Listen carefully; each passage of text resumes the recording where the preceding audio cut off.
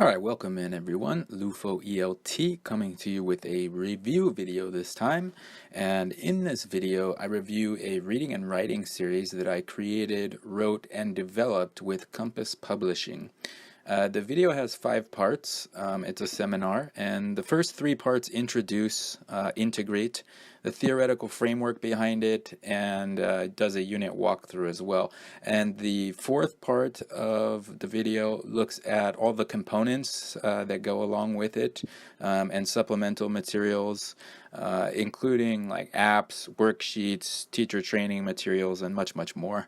The 5th part of the video takes a look at teaching techniques, and especially for teaching CLIL, which is Content Language Integrated Learning, and it kind of tells you some techniques and some tools for how to teach that, especially with Integrate.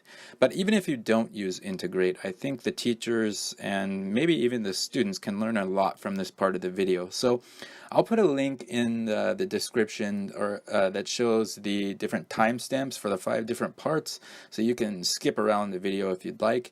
And if you're interested in buying the Integrate series or looking more at it, you can visit www.compasspub.com. I'll put a link in the description there. You can also visit www.lufoelt.com, link in the description, and click on the creation section of the website to preview these books, these Integrate books.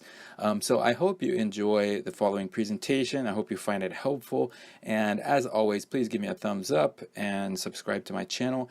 Thank you very much. Have a great day and enjoy the presentation.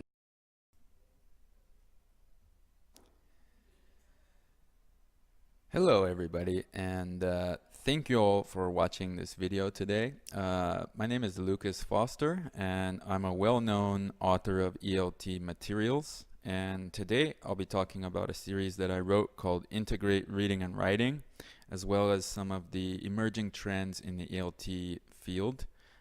So I've broken the presentation today down into 5 parts. So first we'll just be looking at a series overview, and after that we'll take a look at some of the emerging trends and theoretical framework that we used for creating Integrate. After that, we'll take a look at a unit walkthrough, and then we'll look at some of the components, including the teacher's guide, answer key, some supplemental materials, and the review sections of the book. And then finally, after that, we'll talk about how to apply some of the theories and the framework used to make the book, and lesson planning and just practical use of the book. Okay, so first, just jumping right into it, let's talk about the general concept of the series. Integrate is a multi-level reading and writing series aimed at the beginner and intermediate learners of English, and it features reading passages presented in a variety of formats on interesting topics linked to common academic standards, including the Korean Ministry of Education standards and California core state standards from the United States. And learners gain familiarity with reading skills, which are reinforced through writing tasks, and this is also known as skill transference. So they're not just learning skills, they're learning them and then using them.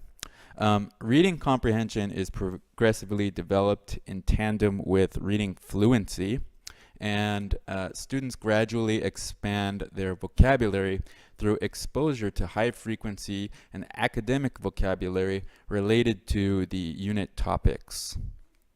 All right, and engaging videos and augmented reality content enrich the learning experience and provide multimodal input and opportunities for developing digital literacy and 21st century skills.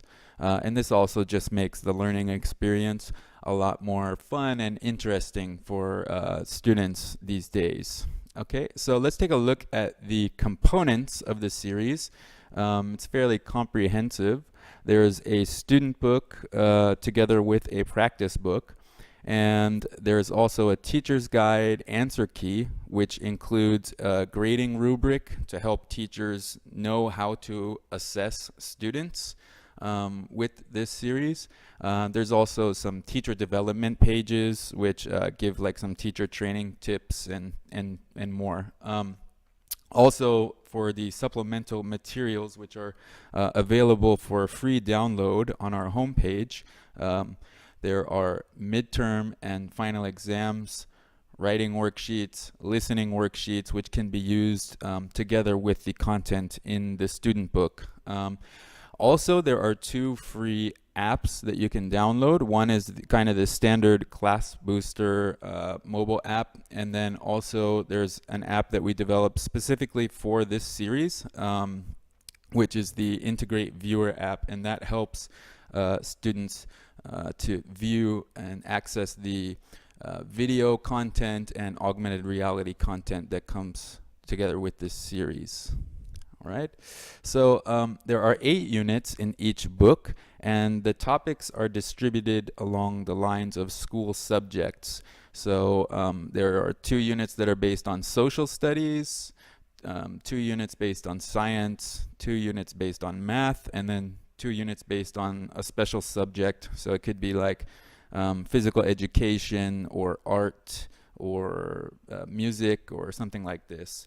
The first unit in each topic distribution, so Unit 1, Unit 3, Unit 5, Unit 7, these are all non-fiction units.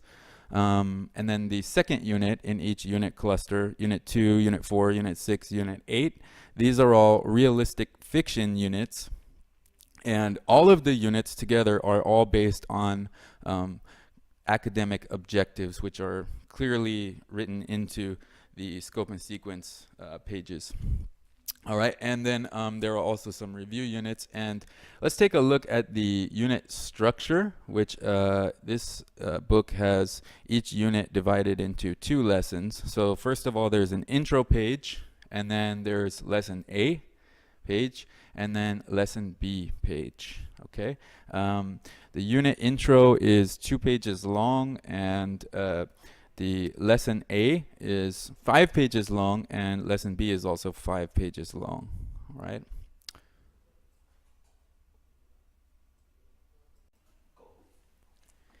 Okay, and we will take a deeper look at the unit structure in part 3 of the presentation. But for now, what I want to do is take a look in this part at the theoretical framework and some of the emerging trends that we used as part of the pedagogical framework for the series. Okay, so we'll be taking a look at 3 of the most important ones that we used: the 4-strand theory, CLIL, and 21st century learning. All right, so first, let's take a look. As you all know and are well aware of, there are 4 language skills: listening, speaking, reading, and writing. And the receptive skills are listening and reading, and the productive skills are speaking and writing. Okay, this is an important part of the unit structure, as you'll see, for Integrate.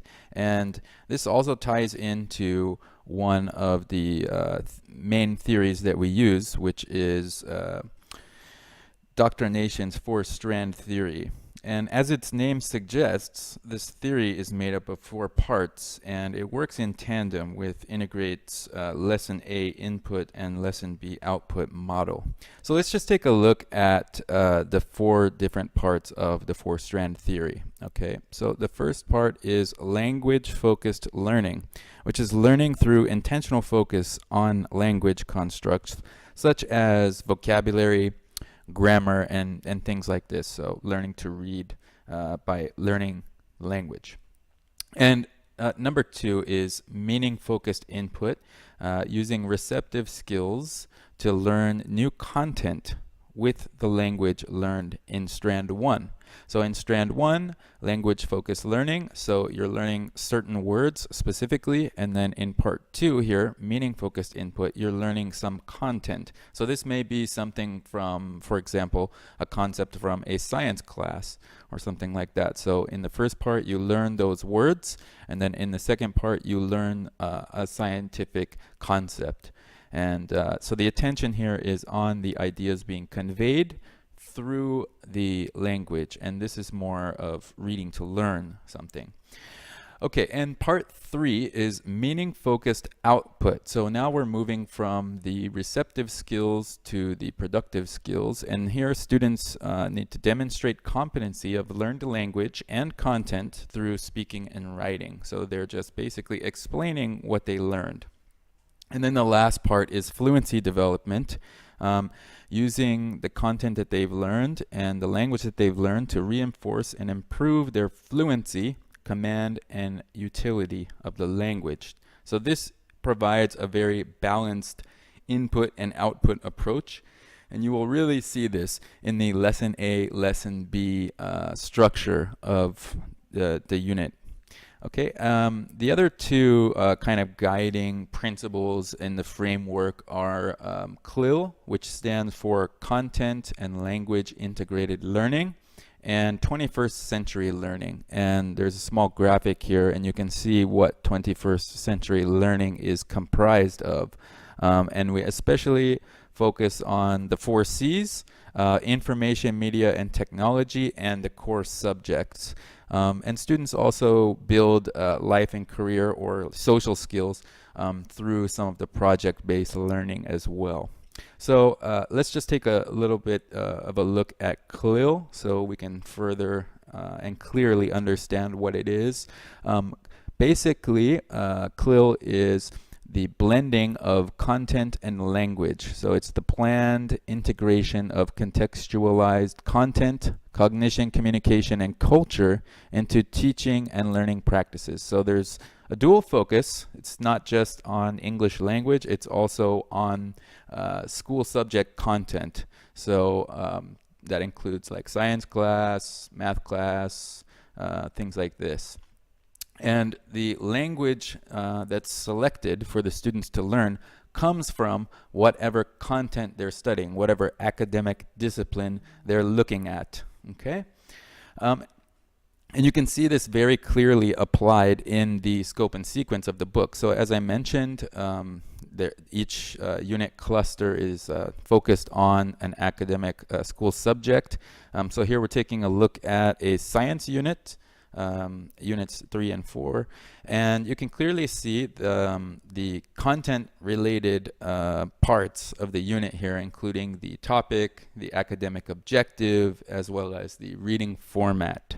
And then you can also see the language related items, which includes the grammar structure, the vocabulary, and the reading skills and writing skills that they'd be learning in the unit. And when you put these two things together, that's where you get CLIL. It's integrating content, so science, math, social studies, and then language. And these are the vocabulary words, the grammar, and things like this. All right. And so that basically does it for the theoretical framework. I could talk about this in much greater detail, but we just want to get a basic understanding so that way we can move on and take a look at the unit structure.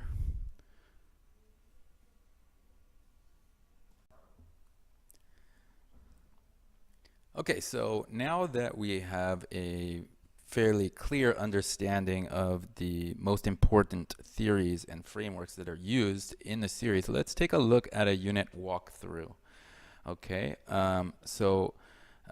basically the whole unit altogether sort of works in this effective reading process where the unit intro kind of activates students' prior knowledge. There's also an opportunity for teachers to establish background knowledge for students.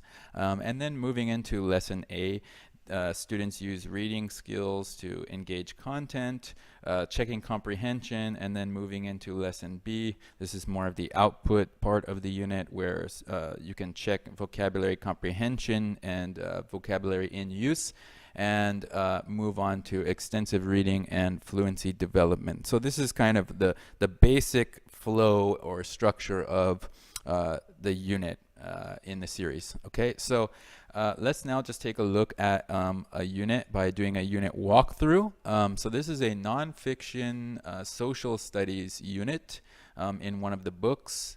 And each unit starts off with a really cool looking, big, impactful captivating image that activates the students' background knowledge and gets them thinking about the topic of the unit. There are other parts of this page which kind of like state the academic objective and give the goals of lesson A and lesson B on the left-hand side, and then some questions, some warm-up questions to get the students further thinking about and discussing the topic. Okay, so as I said, the intention of this page is to activate prior knowledge of the topic for the students, and you as the teacher should try to anticipate what the student's background knowledge of the topic is. So for example, if it's something that you're sure that they've learned about in school, or maybe you've talked about before with them, then you know that they have a fairly decent amount of background knowledge about this topic. However, if it's something that you're not sure that all of your students will have firm background knowledge on, then you can provide a stimulus to help increase and strengthen their background knowledge about this topic. So you can use original materials for this. So you could show them a map, maybe if it's a topic about social studies. You could find a video clip maybe on YouTube or something about this topic, look for it before the class, and then show it to them. And this is just to give them some exposure to the topic and establish that background knowledge for them. And you can look through this really nice big 2-page picture and review the warm-up questions together and have an open discussion about it in class, or you could have students maybe write down their answers to these questions, talk about it with a partner, and then write it down. However you want to use these warm-up questions. It's just a great opportunity for the teacher to engage the students. And then I do think it's good to kind of share everyone's ideas before actually getting started with the unit. Moving on, I just want to give a quick note on culture. It's worth looking at the content before you start the lesson, because it's not just an English lesson. There's also content that the students will be learning. And language and culture are basically two sides of the same coin. Language and culture are together in a really important way. So language is more than just a code. It also involves social practices of making and understanding meaning. And the way that you teach the language in a CLIL book like Integrate is a reflection of your own understanding. So taking a look at the unit content before your lesson and trying your best to understand will really help you to teach this series a lot. As I mentioned, there's a really strong connection between language and culture, and this book explores cultures from around the world, so it may be worth taking a look before starting the lesson. And you also should just think about how the language is being used in different parts of the book. Is it being used as a code for communicating information, or is it being used more as like a cultural practice? This is kind of balanced throughout the series, and I think you'll be able to tell where each one of those parts is. Okay. So just moving on back to focusing on the unit structure here in lesson A. As I've mentioned a few times, the emphasis is on the input and the output part is in lesson B. So the emphasis here is on learning the language and learning the content and using the receptive skills to do so. All right, so in the first page of lesson A, here we have language-focused learning. So I talked about that already when I covered the 4-strand theory, and each unit introduces vocabulary that's relevant to the context of the unit. The vocabulary sources are based on the CEFR, the YLE tests, as the New General Service List, and Korean Ministry of Education standards, as well as some other well-known sources. Also, you can note that students probably will acquire vocabulary when they're doing the readings. So here we specifically teach certain vocabulary through language-focused learning, but students will also probably find words that they're not familiar with in the reading and ask you about it. And you should actually provide the opportunity and direct students to do this, because vocabulary acquisition is also a great way for students to pick up new vocabulary. And the selected vocabulary that you see here on the page is divided up into different tiers of difficulty, okay? And if you're not familiar with vocabulary tiers, then let's just take a look at this and understand this. So tier 1 is like everyday words that are familiar to most students, and they're just general words that English speakers use all the time. So for example, wheel, bake, dance. These are general words. They're very easy words and probably learned at a very low level. Tier 2 words are academic vocabulary that are found in many different school subjects. So for example, difficult, unique, method. These are words that a learner is probably going to learn in school, but that are used in different academic disciplines like science, social studies, math, etc. Tier 3 academic vocabulary, which is domain specific. So these words like carnivore, you would only hear that word in a science class. Isosceles, like an isosceles triangle, you would only hear that in a math class. Or the word ethnic, you would only really hear this word in a social studies class. So we have these 3 different vocabulary tiers, and most of the vocabulary in every unit is tier 1 and tier 2, but because the units are focused on different school subjects, there are sometimes some tier 3 vocabulary words as well. And so some people may just pick up the book and think, oh, this word is difficult.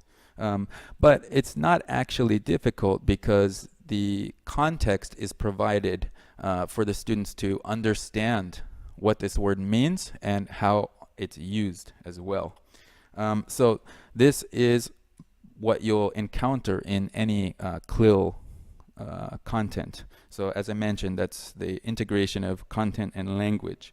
So you'll see all 3 of these vocabulary tiers in integrate. And another thing you'll see is the grammar. Each unit highlights a grammar structure that is used in the reading passage. So we just draw the students' attention and have them practice it before the reading. So here the emphasis is on demonstrating the use of the grammar structure rather than necessarily teaching or learning a new grammar structure. We just want to draw some attention to the students and have them focus on how this grammar is going to be used in the reading. So it's once again language, using the language instead of necessarily teaching. But this is also considered language-focused learning. For the vocabulary and grammar, these are really important because reading comprehension depends on the meaning the students give to the words and the structures. So the more words and structures students know, the more thoroughly they can understand and engage the content, read it, and comprehend it. Students should practice new vocabulary and grammar structures many times to fully retain them. This is another theory that was applied to specific parts of the book, SQ3R, which stands for Survey, Question, Read, Recite, and Review. I'll talk about specifically where those different things happen in the unit, but this also helps students to retain vocabulary in their long-term memory. And then the lesson A and B structure of integrate in the practice book, supplemental materials heavily emphasize vocabulary and grammar, specifically for this reason. So the lesson A reading format, it presents readings in ways that students will encounter them in real life. So what you see here on the screen is sort of like an online article that they would see on a website.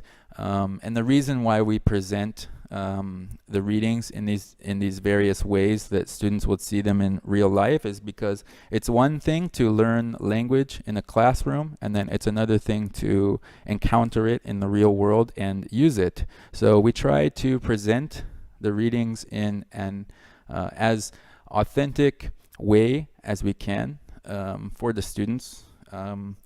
And it's also more familiar to the students, and it seems more realistic and less artificial. So I think they're more willing to engage and be interested when it's presented in a way that they're familiar with. Okay, so the different types of passage formats that we have are, for example, emails, text messages, recipes, blogs, websites, magazine articles. We do have some traditional, like, academic book looking passages as well, letters and others. And as I said, it just provides a real world context that the students naturally access information, and students are more ready and willing to engage in different types of readings that are presented in this way.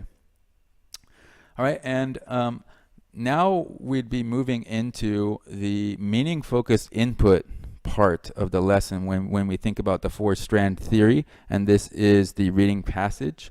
The focus should then switch from learning the language to the ideas that are being conveyed in the text. And as I mentioned, in the scope and sequence and actually on the page, the academic objective is clearly stated. But as I also just mentioned, students may acquire some vocabulary, so they may ask you what a word means. So you should be ready to answer that, and even tell students to circle a word that they don't understand and ask about it after the reading. Context is provided to support the understanding of the language and the content. So that's where the passage format and the pictures and even the words that come along with the pictures really help to support the students' understandings. And then there's teacher notes at the bottom of each page, and this really helps to guide the teacher's focus for the lesson. So after doing the reading, we then move into reading comprehension and reading skill development, and this is meaning-focused output now with the reading skills. So first, students do comprehension to ensure their understanding of the reading, and then moving on to the reading skill part of the page, students develop critical thinking and higher order thinking skills. And then finally, in the third part, they apply those reading skills to summarize the content that they learned in the passage. This page then is reflected in the practice book, which, as I said, also uses the SQ3R theory. So the survey, question, and reading part happens in the student book, and then in the practice book, they can recite and review the language that they've learned, and they apply this in their homework and improve vocabulary retention through repetition and practice. So they are able to store those words in their long-term memory. So that's basically it for the lesson A part of the unit, and now we'll be taking a look at the lesson B part of the unit.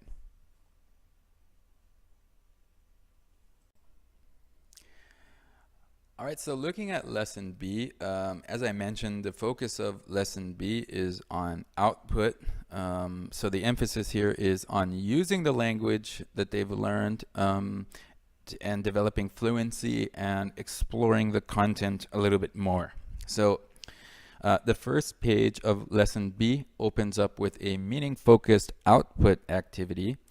In lesson A, the objective for the vocabulary part is to learn and become familiar with new vocabulary. And if you don't know about the four-strand theory, you might just look at this as another vocabulary activity for the students. But since you do understand the four-strand theory, now you understand that this activity in the book is meaning focused. And in lesson B, the objective here with this vocabulary activity is once again to activate the prior knowledge of the students and to use the vocabulary. So the focus here is on using the vocabulary, not learning it, through practical application in context. Okay, so they have the context of a sentence, and they've already learned the meaning of the words, and now they need to choose the correct word and decide how to use it correctly. Okay, and also, because lesson A is intended to be one class and lesson B is intended to be another class, maybe they're looking at this content 2 days or 3 days later after lesson A, right? So this is also just reactivating the knowledge about the topic for the students. Okay, and then you move on to the next page and you start to develop fluency for the reading of the students, and you recall the background information about the passage. So before the reading format was presented to the students, and then on this page they're asked to recall that information. And here the students complete listening activity with the reading, and they also are exposed directly to 2 bonus vocabulary words. And these words are actually also present in lesson A, in the reading in lesson A, but here in lesson B we directly draw attention to them and ask students to decide which is the right word. And students complete the reading activity, and then they are intended to read this passage one more time and record their reading time, which they can track in the back of the book. And this is an excellent way for teachers, students, and parents to track the development and the reading speed and the fluency development of the learner. They're also asked to recall the format and answer a question about that. And all of these activities on this page demonstrate competency and command over the language. So once they have completed this page, then there is a meaning focused. So we're kind of jumping back to the third strand. There's a meaning focused output activity which develops writing skills for the students. So once again, they're presented with a graphic organizer, and it develops critical thinking and higher order thinking skills. And then they make a writing plan which puts together the reading skill that they learned in lesson A and the writing skill that they learned from lesson B. And they apply this synthesized reading and writing skill to complete their homework assignment in the practice book. So you'll see that the same writing plan that's in the student book is also present in the practice book. So this develops the skills that they've learned in the unit. It helps remind them of how to complete the homework assignment, because sometimes students are in class and they understand something, but then when they get home, they maybe forget something, or there's a missing piece of information. But this writing plan really provides a nice bridge between the classroom and the home, and the students are able to complete their homework assignment because they remember how they synthesized the reading and writing skills. And it provides the correct gradual reduction in support to get the students to use the language on their own, and this is called scaffolding. Then on the next page, this is that practice book page is intended to be as homework. So after the students complete the writing plan in class, the next page or the IT skills page, and this is also fluency development and focusing on digital literacy.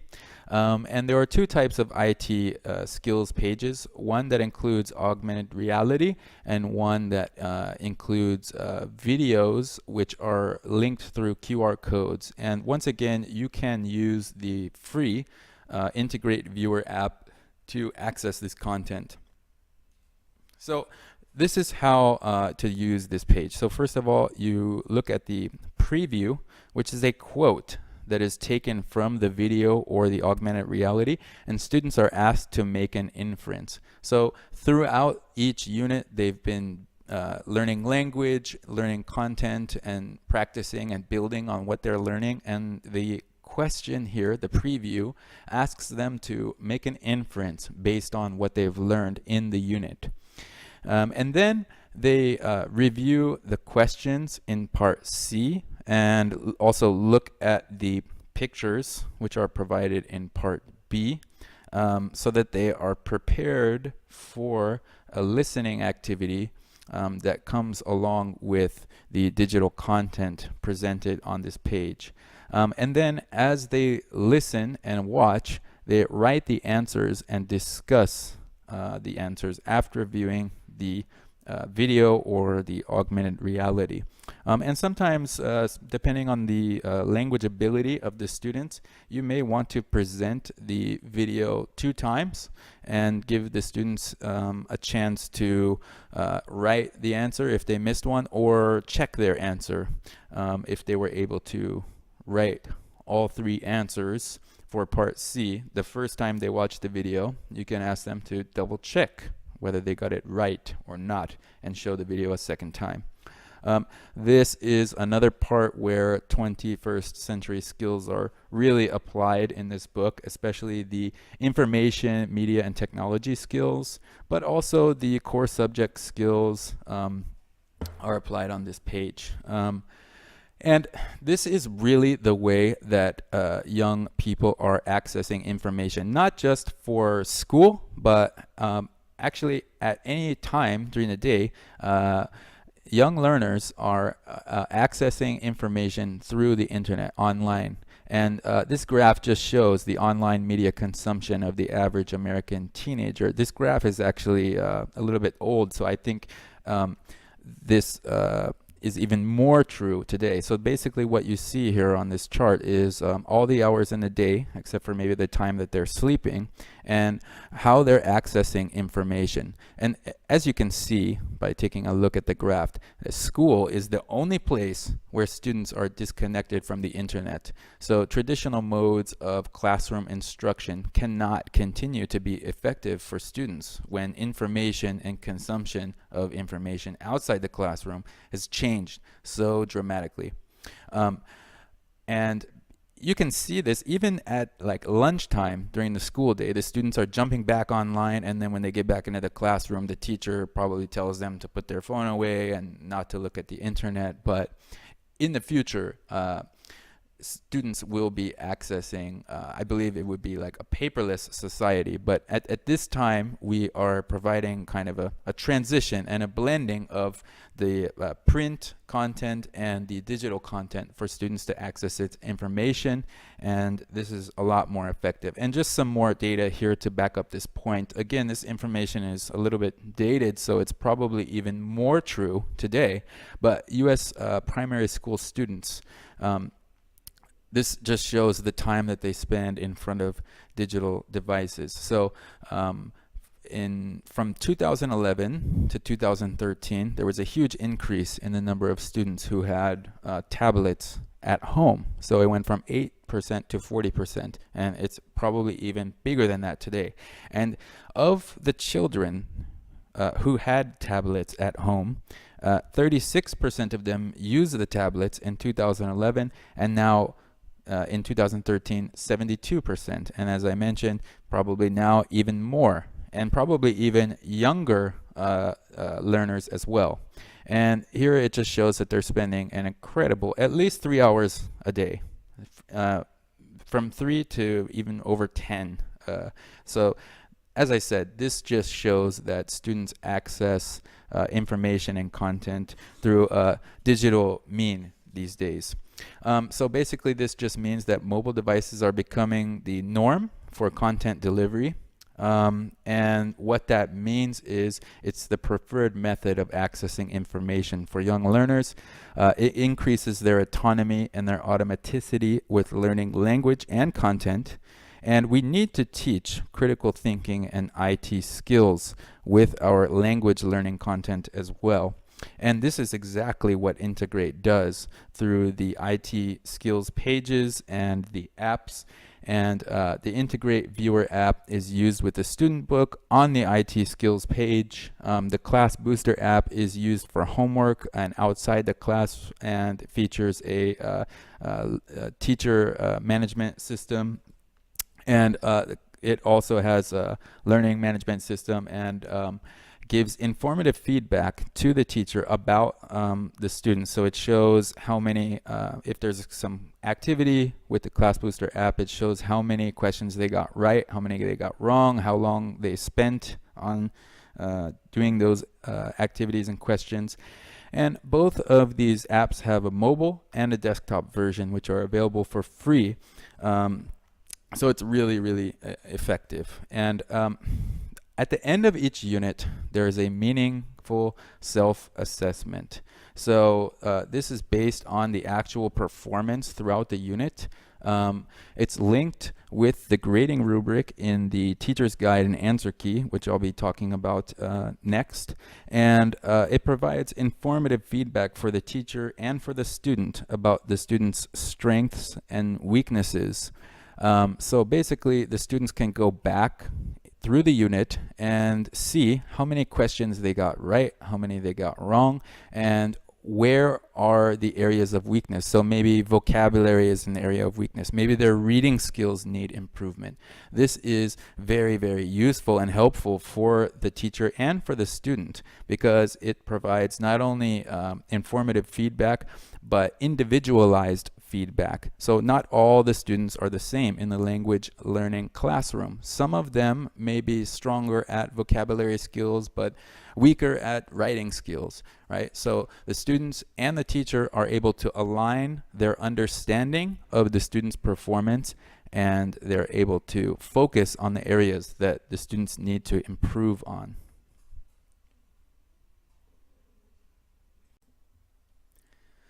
All right, so now let's move on to part 4, which I'll be discussing some of the other components of the series: the teacher's guide, answer key, supplements, and the review section of the book. So the first part I want to talk about is the teacher's guide answer key.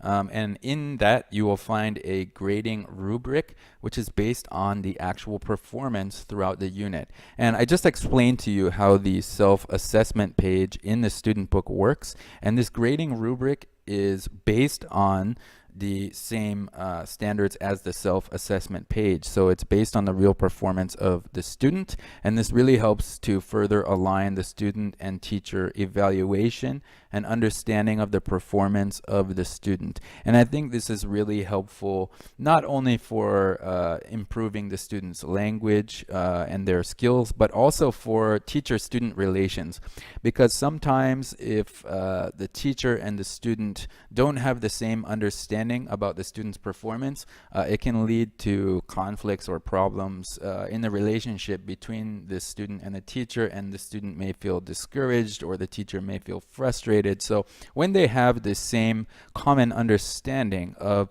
the student's performance, this is really helpful, not only for the language learning part, but for the overall relationship between student and teacher. Other parts of the teacher's guide answer key, it's a very practical, hands-on guide. One thing that I really like about it that you'll see is that there are level tips. So maybe you feel the series is a little bit high and your students are a little bit on the lower level scale. There are some tips, some additional activities that you can complete with each page for lower level students. Or maybe you think this series is a little easier for your students, so there are tips for high level students for other types of activities that they can do. And of course, it's an answer key, so it has a page view with all of the sample answers. It explains the objective and each section of each page. So when you're preparing for your lesson, you can get a clear idea of the purpose of each activity on each page. And it's also used in conjunction and expands on the teacher's notes at the bottom of the page in the student book. So it's very highly aligned in that way as well. There are also some teacher development pages which cover some of the concepts that I've already explained in the video here, and some of the theories like the 4-strand theory or the 5-step SQ3R theory. There are graphic organizers that talks about tiered vocabulary, and there are other concepts as well that I have not explained in this video, which you can read and understand, and it provides a conceptual framework and plenty of resources for monitoring and fostering the student's progress, but also developing yourself and your own skills as a teacher. And even if you know some of these theories or some of these frameworks, you can use this teacher's guide to help you understand how they're applied to this series. Also, you can see some of the supplements. There are writing worksheets, listening worksheets that can be used with the videos from each unit. So for the videos that are in the student book that you access through the QR code, there are subtitles because this is a reading series, reading and writing series. So we do want to provide those subtitles, but if you also want to focus on listening with your students, we have the same videos that do not have subtitles, and you can use these listening worksheets with those special videos that do not have the subtitles. Also, there's a midterm test, which is based on the content in units 1 through 4, and then a final test which is based on the content for units 5 through 8, which also contain a listening section. So it's fairly comprehensive. Another part, jumping back into the student book, there are project-based learning review units in the back of the student book, and these really focus on the 21st century skills, especially the 4 C's. Of critical thinking, collaboration, communication, and creativity. So there's one review unit for each 2-unit cluster. So for example, unit 3 and 4 is about science, and there will be one review that students complete for that section. And this creates a context and meaning for the students, which helps lead to creativity. And that is one of the main 4 C's of 21st century learning. And it's also a demonstration of how engaged the students were and how well they learned the content. If we take here a side-by-side contrast of rote learning practices versus contextual learning practices, you'll see that rote learning does not lead to creativity because the students are not giving a reason to be engaged with this content. It doesn't have meaning. It feels fake.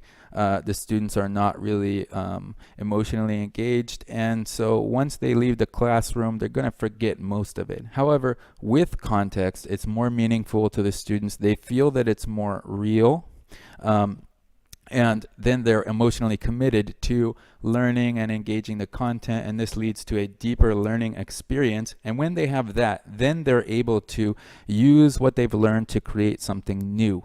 And this is a very key part of Integrate, and making it meaningful and authentic is present throughout the series, with the things like the reading formats being presented in a way that they see in real life, and just so many other ways as well. And we can really see how much students remember or how much they forget when we take a look at rote learning practices versus contextual learning practices. So what are rote learning practices? Well, these are things just like the teacher lecturing to the students, or just making the students read, or something like that. Contextual learning is something like a group discussion or a project, like in the review section of Integrate, or doing a presentation where you teach others about what you've created. And you can see here on this learning pyramid how much language the students retain after 24 hours through these different language learning practices. So lecturing and reading are the least effective. Students only remember 5 to 10% after 24 hours the language that they've learned. Audio-visual demonstrations and group discussions are more effective. Students are able to remember 20 to 50% of what they've learned, and then practice by doing and teaching others, they're able to remember more than a majority of what they learned. And so that's what the project-based learning review does in Integrate. So it's a very, very effective way to have the students review and create something fun that they're familiar with Integrate.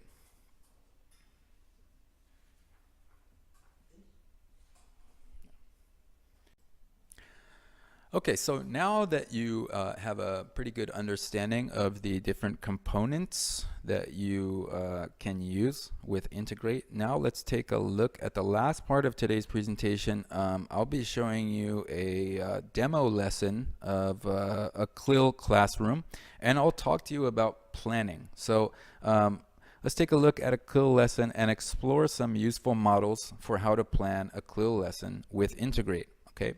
So one of the things that we're going to be thinking about and taking a look at is the CLIL matrix. So on the horizontal axis, you'll see that there are the linguistic demands in the matrix are divided between low, which means the language that they're learning or the linguistic demands in the unit are relatively easy. And it moves into high, which means that the language is relatively difficult.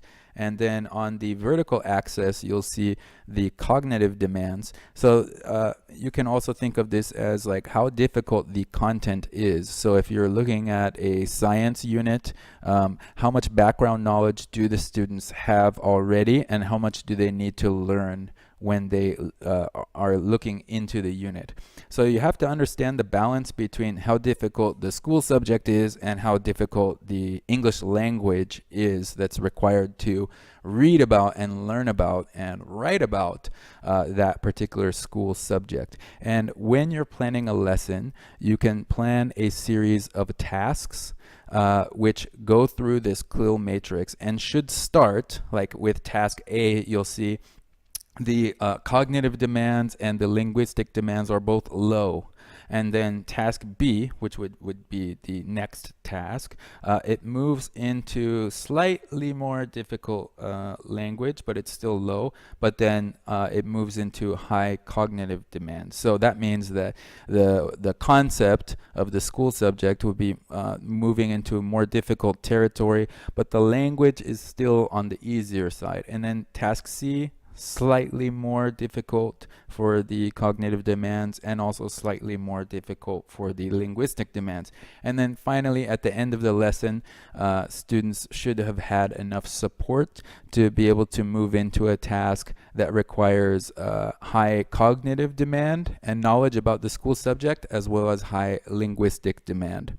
Okay, so what we're going to do now is take a look at a CLIL classroom. This is an elementary school classroom from Italy, and I want you to keep in mind this idea of the CLIL matrix, and also think about what language the students are learning, what kind of activities they're doing, how difficult the language is, how difficult the activity is, how difficult the school subject is, what is the school subject, what kind of vocabulary, what kind of grammar are they learning. Just try to keep these things in mind as you watch the video. All right, so let's take a look.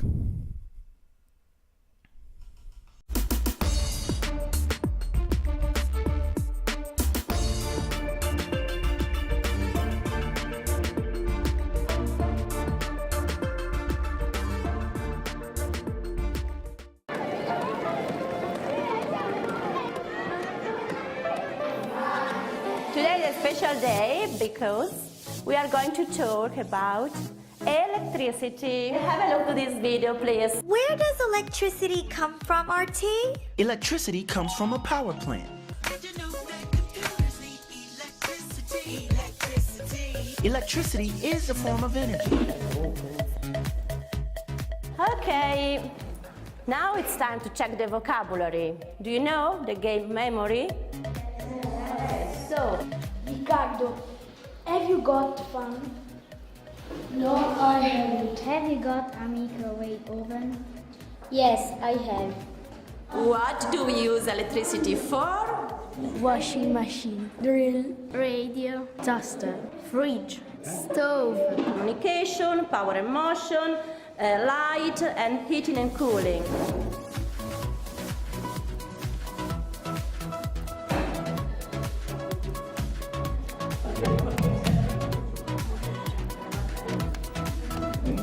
How much does this consume?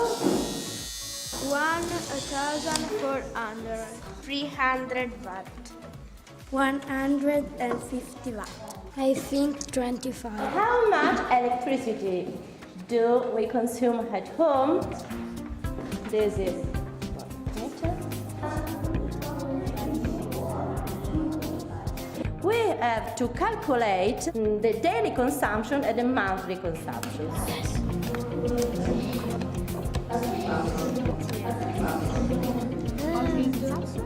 And sometimes we waste a lot of electricity.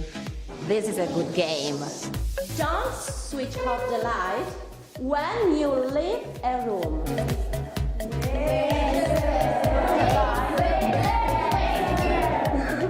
So, I have to change all of this with this. What do you think?